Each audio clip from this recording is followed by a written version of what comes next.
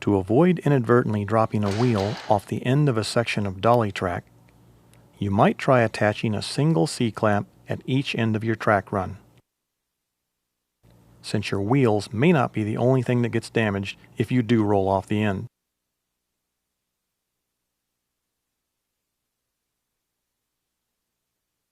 If you're using dolly track and you're working on a delicate surface, try using an inexpensive carpet runner like this one to lay out under the track braces.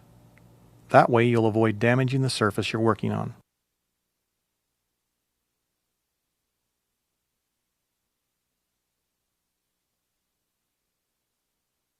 If you find during tracking maneuvers that you're hearing some unacceptable noise, try squaring up the track, as a small amount of misalignment can result in some noise. If that doesn't work, try applying some Pledge furniture polish to your track sections. Not only does this clean away any dirt, but it also provides a thin layer of lubricant to eliminate any unwanted noise.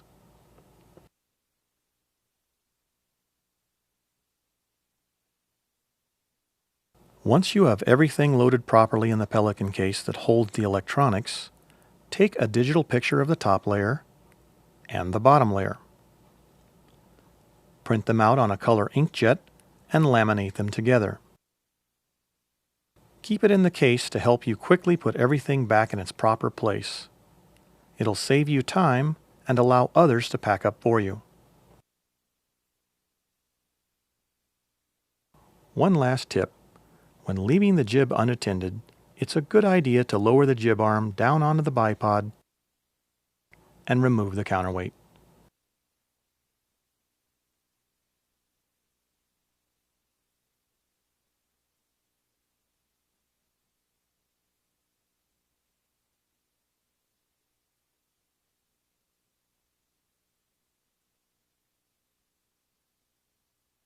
This will keep the wind from moving the jib arm around, and it will deter amateurs from trying to play jib operator.